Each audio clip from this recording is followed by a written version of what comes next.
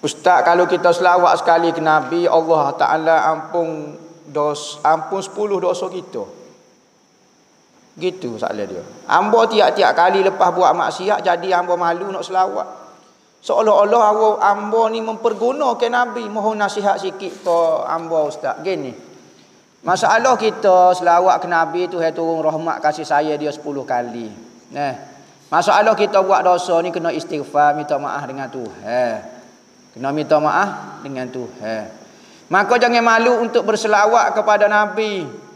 Kerana apa? Kerana kita ni pendosa, buat dosa. Kerana syaitan akan ajak kepada kita kekalkan dosa, berhenti daripada selawat. Tu perancangan syaitan. Kekalkan dosa tu sebab kita payah je ni nak tinggal dosa. Tapi selawat tak sah.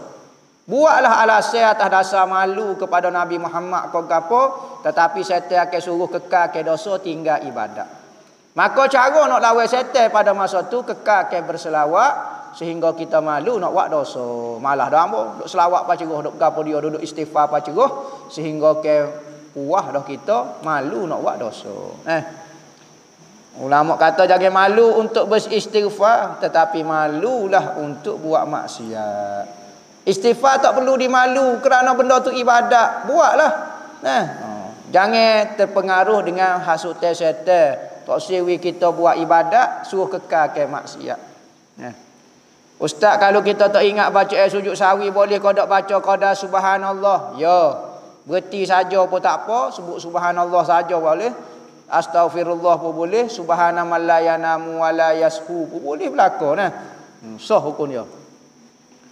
Saya nak tanya berkaitan zakat. Ada buat potongan gaji secara bulanan untuk zakat pendapatan. Sedangkan dalam mazhab Syafi'i zakat tidak ada, zakat pendapatan tak ada.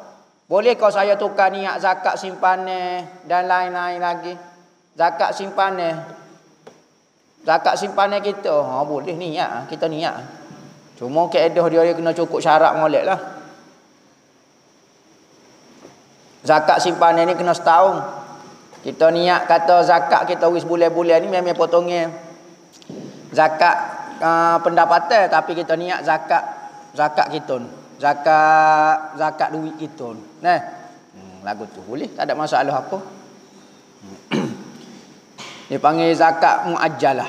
Zakat yang dibayar dulu sebelum daripada masuk waktu wajib.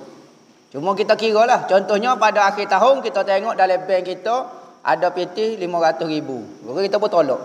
Tolak dengan gaji kita bulanan. Kalau tolak misalnya sebulan 1,000 ataupun 100 jadi 1,200. Maka nak zakat kita 500,000 bagi 40 misalnya ada lagi kena tambah, okey tambah daripada tu. Biar cukup dengan harga zakat harta simpanan kita. So kau dak wuduk atau kita ambil wuduk dalam keadaan pakaian kotor, lepas tu tukar pakaian bersih pula. Misalnya lepas pada mandi, ambil air semaya dengan kain tuala. Kain tuala tu kadang-kadang bersih, kadang-kadang ada kotor. Kotor ni macam-macam lah. Ada kotor najis, ada kotor bukan najis. Kalau najis, tengok. Kalau benda tu basah, dia akan menyebabkan najis di tubuh kita. Tapi kalau benda tu tidak basah, kau apa dia sama-sama kering, maka tidak ada masalah apa. Tidak menajiskan tubuh badan kita. Apa hukum tanam rambut? Rambut hamba botak depan dan tengah. Depan, tengah. Jadi hamba nak buat rawatan tanam rambut sebab nak nampak semak sikit lah Ustaz. Lagu mana? Gini, kalau kita penyakit. Okey, penyakit botak. Maka botak ni memalukan. Misalnya, memang standard malulah kepala botak ni. Lainlah kalau orang cukur botak tu style dia dah. Style kepala kojek kita tak apa. Ni memang kepala dia botak. Sakit, penyakit. Maka malu lagu tu. Maka dia buat rawatan tanam rambut. Bukan tanam pohon durian atas kepala. Tanam rambut. Maka tanam rambut tu jadi kekal lah. Jadi rambut betul dah lah. Bukan rambut plastik kau apa dia.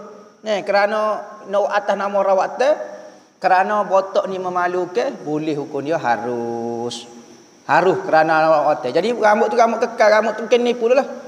Rambut tu rambut jadi biasa. Dia tanam rambut ni tanam pun baju lagu mana cara dia adalah jeruh apa semua. Cara dia. Maka rambut tu jadi tumbuh di kepala, maka atas nama rawatan. Kerana botok tu memalukan, boleh hukum dia harus. Adakah semua kebaikan yang kita lakukan dapat pahala atau kebaikan yang dibuat kerana Allah sahaja dapat pahala? Ya. Kebaikan niat kerana Allah baru dapat pahala. Buat kebaikan bukan kerana Allah, kerana nak menunjuk-nunjuk, riak ke apa, maka hukum dia tidak dapat pahala. Sekalipun ibadat tu sah, macam sembahyang menunjuk-nunjuk, sah, tak perlu qada dah. Tetapi pahala tu tidak boleh. Apa itu talqin syahadah? Mohon ijazah talqin syahadah dari ustaz. Terima kasih. Talqin syahadah ni maknanya ajar ke syahadah. Talqin ke. Talqin yakni ajar ke. Lakinu yulakin, talqin maknanya ajar ke.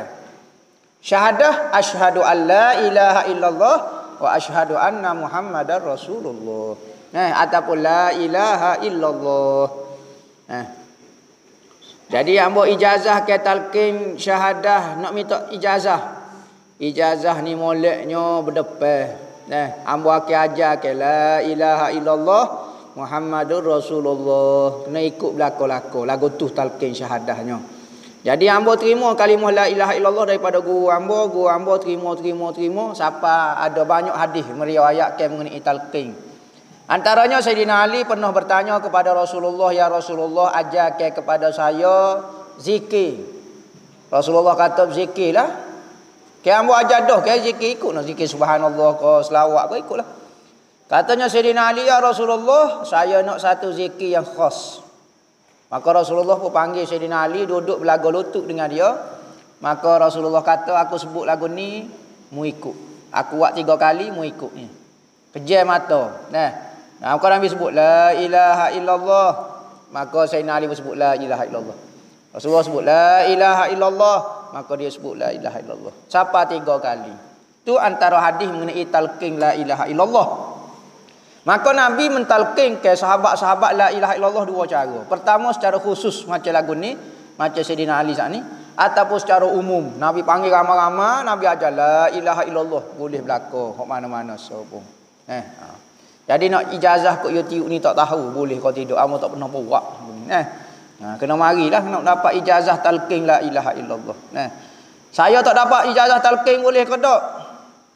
Ngucap la ilaha illallah boleh, tak ada masalah apa. Ustaz, mana yang betul? Allahu akbar ke Allahu akbar? Sebab saya dengar dua-dua orang sebut lagu tu. Allahu akbar, ayo akbar, Allahu akbar. Kho bunyi. Nama? Allahu akho jadi. Kah jadi kho. Allahu akbar. Tahu nak suruh apa arak sangat kau. Akbar. Nama misalnya salah kho kena sebut kaf. Allahu akbar. Jangan Allahu akbar. Akhbar ni surat khabar. Akhbar. Cerita-cerita. Ni kita sebut akbar. Gitu dah kali ditulis tu. Akbar dengan akhbar. Ustaz, saya nak tanya betul ke ada yang cakap kalau nak jadi anak-anak hafiz ke hafizah ke kena cukur rambut. Anak setiap hari Rabu sebanyak 40 kali cukur rambut masa baby. Gini dalam kitab sebut. Antaranya kitab sebutnya kitab Busyra Karim, syarah kepada Masailut Ta'lim. Masailut Ta'lim. Katanya dalam kitab Busyra Karim, kitab fiqh ni, dia kata antara amalan ulama-ulama dulu cukur kepala setiap kali hari Rabu selama 40 hari. Siapa dia buat lagu tu? Soro fakihan dalam hadis tu. Dalam kata-kata tu. Siapa dia cukur rambut 40 kali Rabu. Budak kecil ko ataupun orang tua 40 kali Rabu, soro fakihan jadi orang alim, jadi tok pekoh. Maka dalam syarah tu kata sekalipun hadis ini tidak sahih, lakin mujarrab, akan tetapi sangat mujarrab, sangat berkesan. Bukan kata hadis, bukan kata gapo. Tak syarat budak hak tua nak mati lolo pun nak buat pun tak ada masalah apa. Mohon pandangi ustaz saya, mohon pandangi ustaz. suami penjudi tegar online. Dia juga seorang pekerja. Duit perbelanjaan rumah, sekolah, anak-anak dan lain 100% sumber daripada dia belaka. Cuma saya curiga sama ada duit itu daripada hasil kerjanya ataupun hasil judi dia. Bagaimana status duit itu? Makan sudahlah, tak usah bercara apa.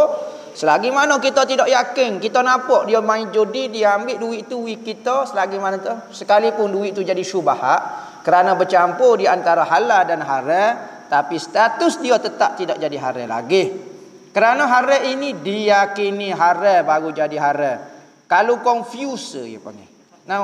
Confuser, maka kalau semabur lagu tu tidak jadi kau haram. Lagi-lagi dia kerja, mungkin duit daripada niatlah hak dia kita terima daripada dia, duit makan kita ko anak-anak kita, hasil daripada hak dia kerja. Tapi kena tegurlah tok laki lagu ni tak pakar tok laki lagu ni duk main judi lagu ni. Royak molek kata abang jangan duk judi lagu ni, duk makan barang haram, barang gapo tak comel kata abang. Duk rasuah duduk gapo, duduk main forex ko gapo dia ni. Benda-benda haram lagu ni tak usah duk main lah gitu. Kalau kita jadi tu imam, lepas tu terlupa rukun duduk antara dua sujud. Lagu mana ni?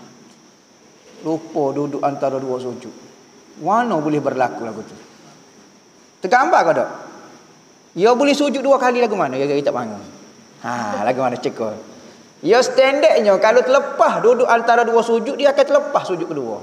Contohnya sujud sekali, lepas tu dia pun pakai bangun, berhenti sebentar dia pun bangun. Sudah dia teringat. Tak ada kata saya terlepas duduk antara dua sujud saja. Lagu mana duduk antara sujud? Ya nak sujud lagu mana? Ya sujud sekali.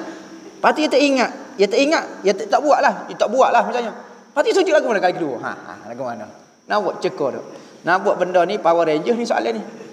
Dia kata hamba terlupa rukun duduk antara dua sujud. Dan makmum tak tegur hamba. Siapa habis semayang? Lepas solat makmum baru tegur. Gano ustaz batal kau semayang hamba. Lagu mana? Batal kau tak? Gini. Kalau dia ingat sebentar saja, lepas pada salat assalamualaikum, katanya Tok Bila kata, Tok Imam tinggal duduk antara dua sujud. Dia pun teringat mula, bangun semula, duduk antara dua sujud. Yes, duduk antara dua sujud mula. Duduk antara dua sujud mana? Tengok. Kalau ketika dia tinggal saat ni, dia ada sujud istirahat. Duduk istirahat, maka duduk istirahat boleh ganti duduk antara dua sujud. Dia kena duduk gini, dia kena sujud. Okey, jadi dua dah sujud dia. Bukan kata nak bangun caca, niat nak bangun asal dari semaya, sujud. Kerana saat ni saya duduk istirahat dah, maka waktu duduk antara dua sujud, ni sujud yang kedua. Kalau dia bangun direct sujud, dia perut dia bangun, tak ada duduk antara dua sujud dengan tak ada sujud, dia kena duduk sebentar, barulah dia sujud. Barulah dia main. Ikutlah rakaat kedua ko, rakaat ketiga ko, tambah rakaat sahaja. Tambah 1 rakaat sahaja. Minggu lepas Ustaz Oya, ada orang tak reti basuh heyuk dengan betul. Mana cara basuh heyuk yang betul? Welung. Asuh heyuk ni macam-macam. Dalam kitab fiqh kata, bagi lelaki kita kena gosok ni siapa rasa kasak. Khasak, tahu khasak? Jadi rasa sopong dengan batu seming, rasa gitu. Khasak gitu. Barulah tempat tu suci. Tapi kalau duk rasa ciup, tu licin tu najis lagi. Kalau orang tina gosok, siapa rasa licin? Siapa rasa licin? Licin lagu mana pula? Tak suruh fikir. Lepas ni kita tahulah licin. Orang jatuh kena rasa kasak, baru sah. Dan kena tekan sikit jari tengah ni. Patut kena sikit biar keluar sikit jalan tu bersih ke dia. Jangan pakai duk gosok-gosok gini. Tangan kita gerak tubik sikit, najis ada. Jadi kena sikit gosok. Tu cara dia.